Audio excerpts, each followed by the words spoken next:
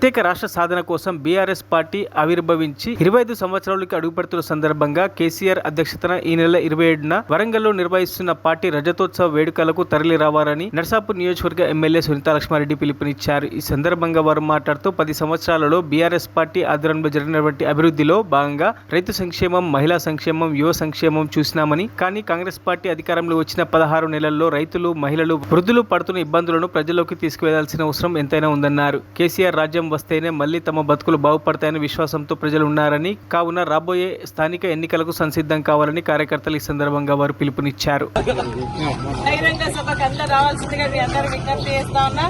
ఎందుకంటే మన పార్టీ అధికారంలోకి అంటే మన పార్టీ స్థాపించి 25 సంవత్సరాలు అడుగు పెడుతున్నటువంటి సందర్భంలో మరి భారీ బహిరంగ సభకు మన కేసీఆర్ గారు ప్లాన్ చేయడం జరిగింది. అది ఎల్కతుర్తి మన వరంగల్ జిల్లాలో. కాబట్టి అందరం కూడా పెద్ద ఎత్తున వెళ్లి ఆ ఒక కార్యక్రమాన్ని విజయవంతం చేయాల్సిందిగా ప్రతి ఒక్కరిని కూడా కోరుతా ఉన్నా. ఇది మన ఇంటి పండుగ, ఎవరితో కాదు, మన ఇంటి పండుగ.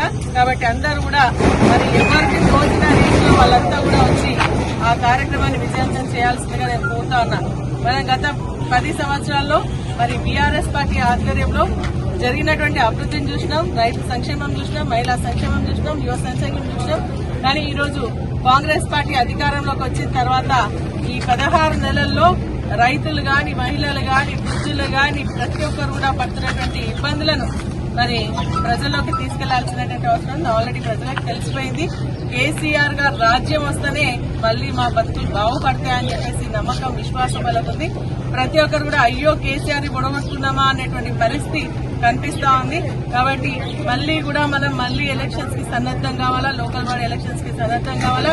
మళ్లీ కేసీఆర్ గారి నాయకత్వాన్ని బలపరిచే విధంగా, వారిని మళ్లీ తిరిగి అధికారంలోకి తీసుకొచ్చే విధంగా ప్రతి ఒక్కరూ కృషి చేస్తూ మన వంతు ఉడతా భక్తిగా ప్రతి ఒక్కరూ కూడా ఈ యొక్క కార్యక్రమానికి విచ్చేసి మరి కార్యక్రమాన్ని జయప్రదం చేయాల్సిందిగా, కేసీఆర్ గారి నాయకత్వాన్ని బలపరచాల్సిందిగా మీ అందరినీ కోరుతూ సెలవు.